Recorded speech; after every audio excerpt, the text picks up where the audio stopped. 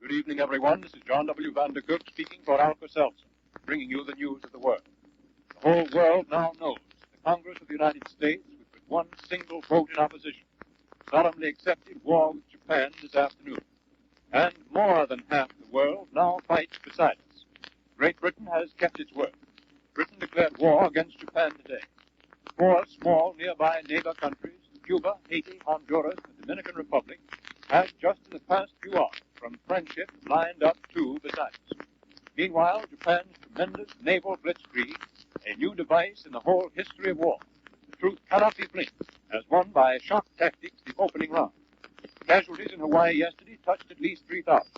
Violent Japanese air attacks near Manila this morning set tremendous gasoline storage fires. And for what it is worth, Tokyo has just claimed that the American islands of Guam and Wake have been captured.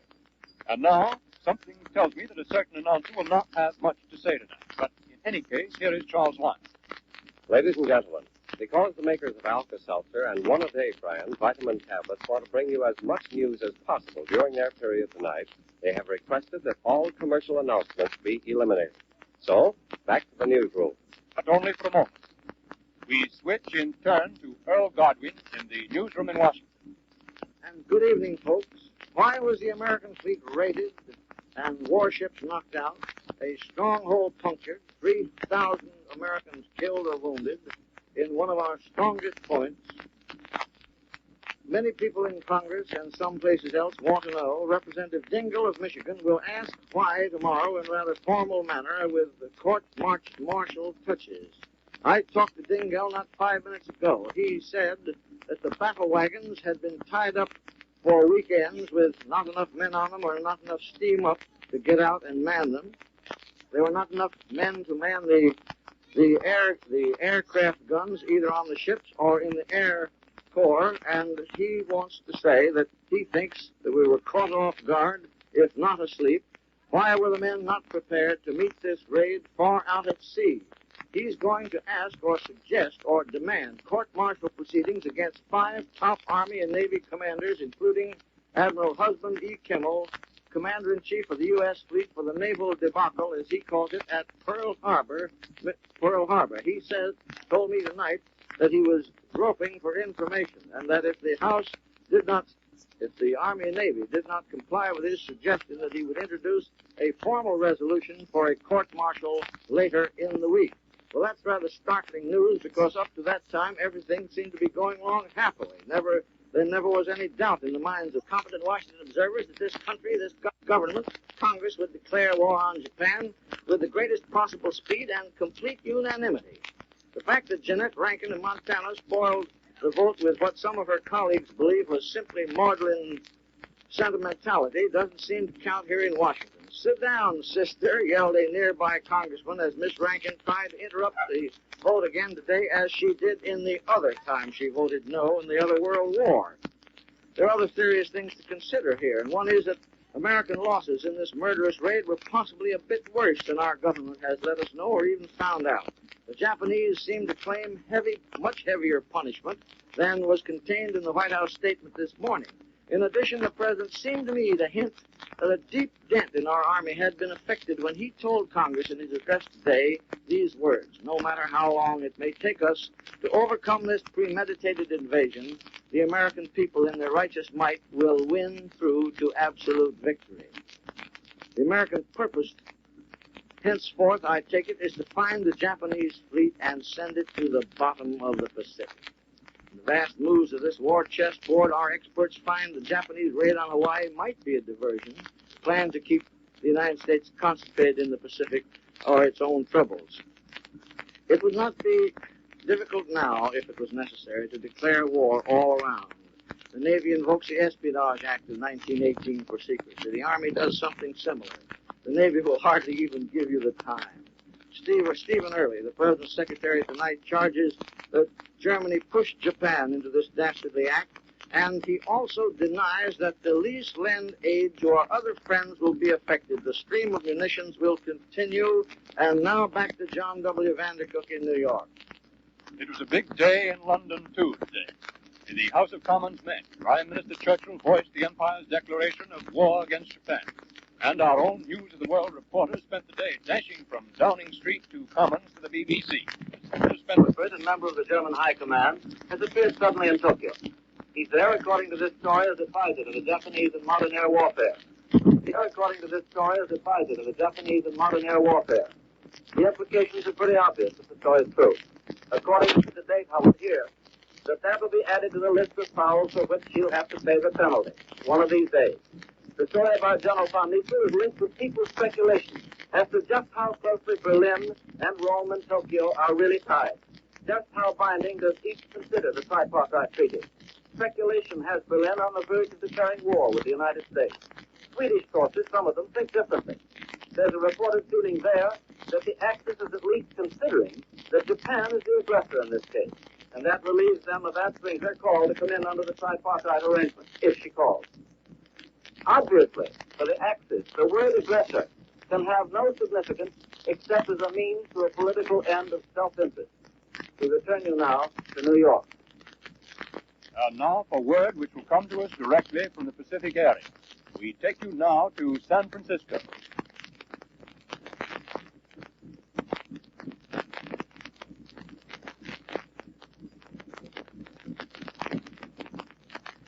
This is the San Francisco newsroom. We take you now to Bert Silen in Manila. Hello, NBC. This is Bert Silen speaking from Manila after... Hello, NBC. This is Bert Silen speaking from Manila after a very trying night under air raid conditions. We told you early this morning of the bombing of Manila, and I give you now the official report just released by the Office of the United States American Forces in the Far East. The first official reports of the bombing this morning at 3:09 a.m. at Nichols Field were released just a few moments ago by the USAFI. The official statement is as follows. In the raid on Nichols Field, which was conducted by approximately 10 Japanese bombers, one hangar was damaged and one officer's quarters was burned. The casualty list consists of 1 soldier killed and 12 wounded, all Americans.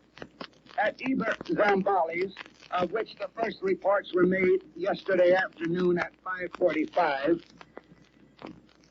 it was reported this morning by USAFI that the damage was heavy. The unconfirmed casualty list includes 100 dead and 100 wounded. This number is divided up about half and half between soldiers and civilians. One set of barracks was burned. It was also announced that due to last night's attack on Nichols Field, which is a military objective, the thickly populated district of Paranaque will be evacuated. Paranaque, by the way, is the residential area surrounding Nichols Field in the southern part of Manila. In all probability, the evacuation will be carried out today.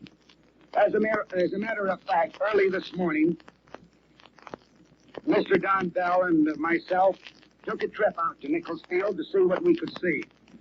What we saw mostly was an endless line of men, women, and children with carretellas, horses, and every other kind of conveyance trotting to the south of Manila, loaded with household effects and evacuating from the apparent danger zone around Nichols Field. This evacuation will probably continue throughout the day and for the next few days to come. Concerning the air raids at Clark Field, as yet there are no official reports of the extent of damages or casualties sustained during yesterday's raids. In connection with the bombing attack this morning on Nichols Field, it was officially reported that a stray bomb landed near Fort William McKinley, injuring 2 American soldiers. The air raid on Manila last night started at 3:09, and from that time until 7:15 a.m. this morning, the air raid warning was in effect. No traffic or persons were allowed to move in the state except those carrying first passes or special passes allowing them to do so. This morning, the dawn of the second day of the war in the Far East is absolutely clear. There isn't a cloud in the sky, and it doesn't seem possible that enemy planes could possibly get into the Philippines without being sighted a long time before they were over this part of the country. So it may be that today will be free from bombings, at least around Manila. We hope so, and we'll be with you again later this morning. This is Bert Silen now returning you to NBC. This is NBC in San Francisco, the newsroom returning you now across the country to New York.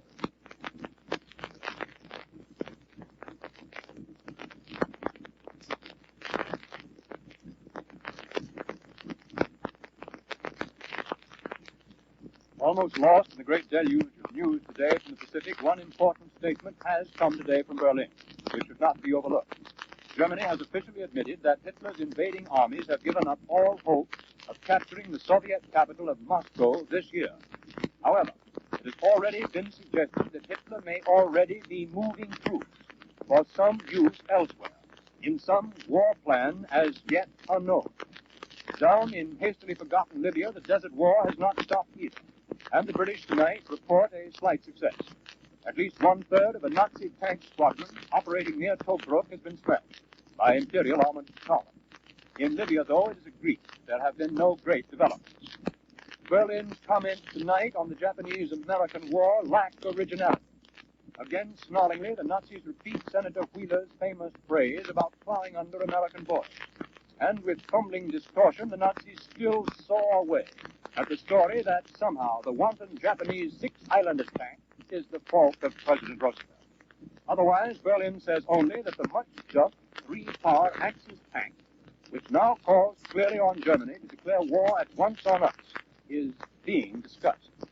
The Nazi lie factory, which official Washington itself has today branded, quote, 100% inaccurate, also makes the startling statement that there was just nothing that embattled Winston Churchill and the endlessly patient Franklin Roosevelt wanted, quite so much as a war with Japan. And here is a brief dispatch from Singapore. A communique issued about 8 p.m. said that the RAF was delivering extensive aerial counterblows against Japanese transports attempting to land troops in northern Malaya. And there you have the news of the world up to this moment, brought to you by the makers of Alka-Seltzer, who have dispensed with their commercial announcements today in order to bring you as much news as is possible during their broadcast period. This is John W. Vandercook saying good night until this same hour tomorrow evening. The Red Network of the National Broadcasting Company.